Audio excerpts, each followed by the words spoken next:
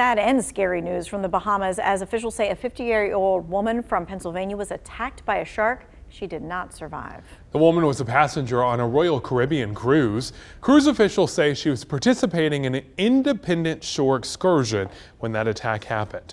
She was on the Harmony of the Seas, which departed on Sunday from out in Florida.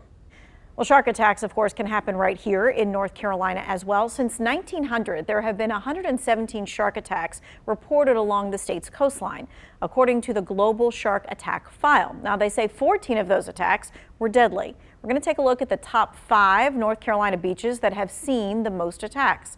Let's start at the bottom, count our way up. Ocean Isle comes in at number 5 with 6 shark attacks. A to Z Animals says most of those attacks, except one in 2019, have all involved children. Coming in at number 4 is Ocracoke. That beach has seen 7 shark attacks. 4 of those were deadly. Number 3 is a popular destination for folks all across our state. That's Wrightsville Beach. They've seen 7 shark attacks, 1 of them deadly. The North Carolina beach with the second highest number of attacks is North Topsail Beach. There have been I'm looking for that. There have been 9 attacks there.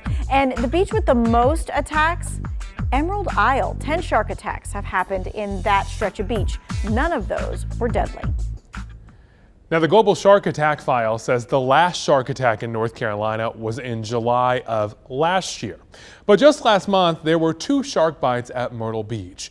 And this summer, folks online say it really seemed like more reports than usual were popping up from all around the country.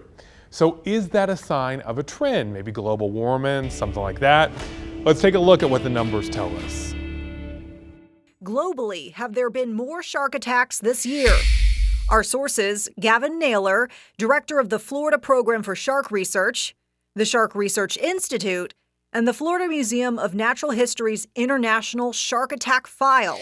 When any unfortunate event happens to you, you feel singled out. And you feel as if you've been particularly unlucky, and all the statistics that tell you that this is a very low probability event don't seem to be applying to you.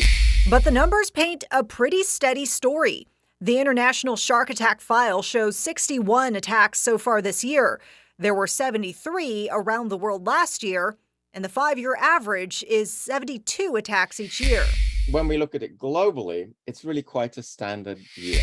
The Shark Research Institute says historically, unprovoked shark attacks are random, happening in different places. Naylor says they're also usually an accident. And we know that because 60% of shark bites happen when the visibility is poor, because then the sharks are more likely to make a mistake.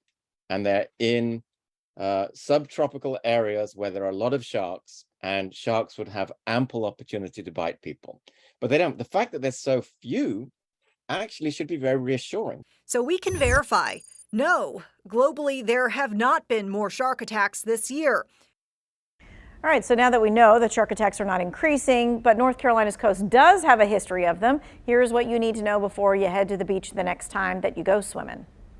Sharks are not, they're not trying to feed on us. They're not trying to bite us. They make a mistake when they're going after their natural prey, and just be safe, exercise some common sense, and understand that your drive to the beach is a lot more dangerous than the possible risk of being bitten by a shark. Maybe so, right? But we all want to avoid an interaction with a shark. So don't go swimming in areas with shark food, like big schools of fish. Try to only swim in the daytime in the summer because sharks are a bit more active at night, and the dark makes it harder to distinguish you from something it would normally feed on.